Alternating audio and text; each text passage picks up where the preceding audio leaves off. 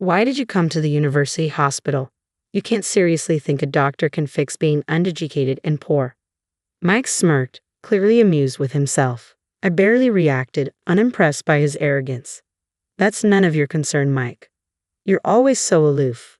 But no matter how prestigious the hospital, they can't cure ignorance or poverty.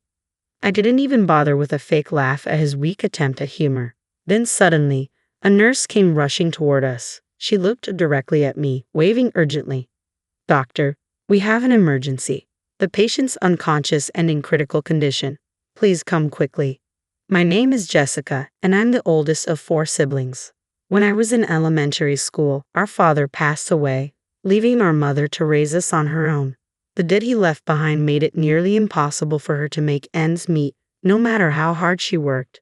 At her request, I dropped out of high school to take a job at a nearby factory, determined to support my family so that my siblings could pursue their dreams without the burden of financial strain. Everything changed when I turned 18. After several dinner invitations from my supervisor, he asked me if I'd considered dating him. I had already developed feelings for him, so I agreed. Our relationship blossomed, and 2 years later, on my 20th birthday, he proposed. I said yes, and we got married. His name was Mike. From the start, I was honest with Mike about not finishing high school. He assured me, education doesn't matter when you love someone. He always tried to create a relationship based on honesty and equality. Even though he was several years older, he never treated me condescendingly and genuinely valued me. But over time, that seemed to change. His attitude toward me shifted, and he began to look down on me. Do you even realize who's been supporting your lifestyle? You should be more grateful, Mike said, his voice tinged with irritation. Mike's words made me flinch. When we got married, I left my job at the factory because he insisted so strongly that I become a stay-at-home wife. I had intended to keep working, but he told me, I want you to take care of the household chores, and I expect a warm meal and a tidy home every day. Despite my worries about sending less money back home, I didn't argue and quit my job. Now, he sees me as nothing more than an unemployed, wasteful burden. I actually want to work, I finally found the courage to say, but he just laughed at me. Do you really think any company would hire a high school dropout like you? Your place is here, taking care of our home, he replied coldly. His words struck a chord with me. Maybe quitting my job, just as Mike wanted, had been a mistake. The allowance he gives me has been steadily shrinking, and I know if I complain about the lack of money, he'll probably blame my budgeting skills. So I stay silent and cover the shortfall with the savings I've been carefully building up. As I watched him relax with a drink, the thought of divorce began to creep into my mind. I'm still young. I could end this marriage, start fresh with someone else, and even have children. Mike likely hasn't noticed the depth of my distress, assuming I'm just a selfish, shallow woman. While I wrestled with these cold thoughts and feelings, I found myself trapped in contemplation. The dwindling savings, Mike's growing disdain, and the increasingly tense atmosphere between us. Determined to change our situation, I repeatedly tried to start a conversation with Mike. However, he always managed to find an excuse, claiming he was too tired or had other plans, evading any meaningful discussion. To make things worse, he even told me, I don't want to talk to someone with such a low educational background. I was at my breaking point. One evening, after cleaning up from dinner, I finally resolved to share my decision with him. The next step was to tell him I wanted a divorce. With my lips dry from nervousness and mustering every ounce of courage, I approached him while he was absorbed in the TV. Hey, there's something I need to discuss. Hearing the tension in my voice, Mike looked up from his spot with an indifferent expression. I held out the court document and our lawyer's letter, meeting his gaze directly. I think it would be best if we got a divorce, I said firmly. A deep frown formed on his face. I braced myself for a shouting match, but instead of an outburst, he merely stared at me in silence. I could see his fists clenching and his face turning red with anger. Despite his fury, he held back and didn't let his emotions get the better of him. After a long, tense pause, he finally muttered in a barely audible voice, "Someone with your level of education." His fists clenched even tighter, and his eyes burned with resentment as he glared at me. I instinctively took a step back from his chilling gaze. You think you have the right to challenge me? With just a high school diploma? You think you can suggest a divorce to your husband? He shouted, his voice dripping with rage. But I had no intention of backing down. I had endured so much hurt from Mike already. Fighting back tears, I held his gaze steadily. The intensity of my stare seemed to momentarily unsettle him, a flicker of uncertainty crossing his face. Clutching the divorce papers tightly, I showed him my smartphone, where the screen displayed saved messages between him and a female coworker. Irrefutable evidence of his infidelity. It looks like you've been showering her with gifts even when you couldn't provide for our household. If I'm so unnecessary to you, then let's get a divorce. Free me from this situation. For the first time, my husband was at a loss for words. He clearly hadn't expected me to have evidence of his affair. Perhaps he thought I'd never discover it. Though he struggled to find a response, his attempt at a smirk was laced with sarcasm. Living with someone not so bright can be stressful. I need some occasional refreshment, he said, admitting to the affair with no hint of remorse, then turned back to the TV as if the conversation were over. The emptiness of his response was palpable. I swiftly moved to his side and turned off the TV, filling the room with silence. With his disgruntled gaze now fixed on me, I summoned all my strength to steady my trembling legs. I held out the divorce papers again. All you need to do is sign these, please, I'm begging you. Why is Mike so resistant to divorce?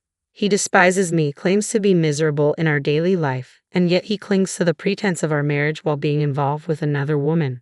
Why won't he just leave? I can't make sense of it. If he believes I don't have the right to suggest a divorce, then he should be the one to propose it. I would do anything to distance myself from him. The fear of societal judgment for being served with divorce by my husband and even my own self-worth pale in comparison to my need to escape this situation. If you want a divorce so badly, my husband said with a sigh, taking the court documents in hand, then repay every cent of the living expenses I've covered so far. If you can manage that, I'll consider the divorce. That's absurd. It's impossible, right? After all, you're just an uneducated stay-at-home wife. Mike chuckled lowly, clearly amused. We've been married for 3 years, and during that time, the money he's given me for living expenses has, by even conservative estimates, totaled over $333,000. Although I haven't received much recently, repaying that amount from my savings alone is clearly out of the question. Most of the money went towards monthly rent and groceries, with nothing left for discretionary spending. Despite my efforts to save, I often had to dip into my savings. I couldn't accept his demand. Inside, I was in turmoil. He watched my confusion with a smug grin, and in that moment, a faint spark of determination ignited within me. I was resolved to prove him wrong, and my resolve became unwavering. 12 years later, I found myself standing in the lobby of a university hospital, feeling disoriented. It was my first visit to this facility, and I was lost amid the maze of corridors. The busy staff seemed oblivious to my plight, leaving me stranded. I kept consulting the rough map I held, desperately trying to figure out where I was and where I needed to go. Is that Jessica? I suddenly heard my name called from behind. Turning around in surprise, I saw a middle-aged man standing there. I felt a sense of familiarity, but I couldn't quite place him. I'm sorry, have we met before? I asked, feeling a bit embarrassed. The man sighed and looked at me with a hint of annoyance. Do high school dropouts also forget faces? I can't believe you've forgotten the man you used to be married to. As I studied his face more closely, memories began to resurface, bringing back his familiar, arrogant demeanor. Mike. The moment I said his name, my ex-husband settled into a seat in the lobby, looking quite satisfied. Why are you here at the university hospital? Mike asked with a smirk. Surely you don't think a doctor can fix being uneducated and poor. He seemed quite pleased with his own words and chuckled to himself. I remained unruffled by his smugness. It's none of your business, Mike. You're always so cold, he continued with a sneer. No matter how prestigious this hospital is, I don't think they can cure a lack of education or poverty. I couldn't even muster a polite laugh at his attempt at humor. Just then, a nurse came rushing toward us. She looked in my direction and waved urgently. Doctor, we have an emergency patient. They're unconscious and in critical condition. Please come immediately. I stood up immediately and accepted a lab coat from the nurse. Mike's eyes widened in surprise as he watched me. I'm so sorry about this, especially on your first day here, the nurse said with a bow. There were no other doctors available. She quickly left, leaving Mike to stare after her. I couldn't afford to be distracted by Mike any longer. Not knowing what to do with the hospital brochure I was holding, I handed it to him. Seeing his shocked expression, I simply said, "I'm a doctor." After the emergency treatment was completed, I headed straight to the consultation room. Wandering around the hospital on my own would only leave me disoriented. Even though it was still before my scheduled start time, I decided to begin my work on my first day of transfer. I reviewed the medical chart and was taken aback. As I entered the room, I saw Mike sitting in the examination chair. His expression mirrored my own shock, eyes widening in disbelief. According to the chart, Mike had heart problems and had been referred to this university hospital. I took a deep breath, refocused on my work, and proceeded with the examination. Mike, clearly unsettled, couldn't mask his displeasure. "Is there anything else you'd like to ask?" I inquired as I finished the examination. Mike murmured, "How did someone like you, a high school dropout, become a doctor?" A nurse working beside him looked at him in surprise. Not wanting to waste consultation time, I took a moment to reflect. "My father was a doctor," I began. Just to clarify, I didn't drop out of high school due to poor grades. Memories of my father came flooding back. He was often away, preoccupied with work, and much of his earnings went towards alcohol and nightlife, leading to significant debt. Despite his flaws, I owe a lot to him. His commitment to my education played a crucial role in my path. From a young age, I aspired to follow in his footsteps and never wavered in that dream. I excelled in my studies throughout elementary and middle school, and my mother always believed in me, saying, "Jessica will surely become a doctor." After my father's death and the need to start working right after middle school, my journey took a detour, but I kept learning diligently. I obtained my high school diploma and pursued medical school. "But there's no way you had the money to go to college." "My earnings were saved by my mom, and I also took advantage of scholarships," I replied. "Scholarships? For you?" His disbelief stunned a bit, but I quickly composed myself and met his gaze. "You used to mock me, calling me a middle school dropout and questioning my intelligence. That was just because you didn't know the whole story." Mike glared at me, his eyes filled with anger. As the nurse whispered that the consultation time was almost over, I turned to prepare the medical chart for the next patient, casting a final glance at Mike. "Regarding the living expenses you wanted me to repay, I can pay them back right now, even double if you prefer.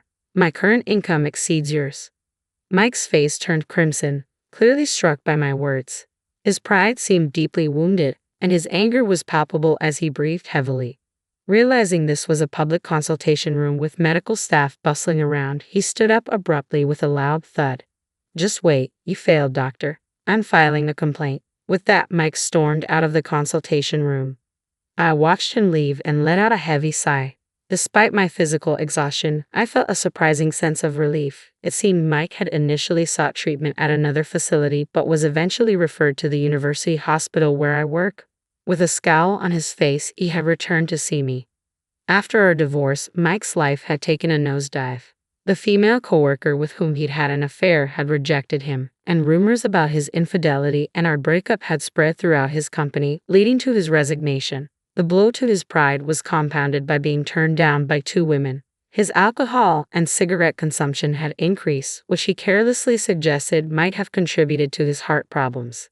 He was scheduled for major surgery soon, and while I did feel a twinge of sympathy for him, I couldn't completely forget his behavior during our marriage. Regardless of my personal feelings, I remained professional and committed to providing him with the best medical care. Mike still comes to my clinic for regular checkups. At one point, he even asked if I would consider remarrying him, but I politely declined. For now, I have no intention of remarrying and am content living with my family at my parents' home. It may sound boastful, but I'm well regarded as a doctor and earn more than enough to support my family. My days are busy and fulfilling, but occasionally I look back on our married life with a sense of emptiness.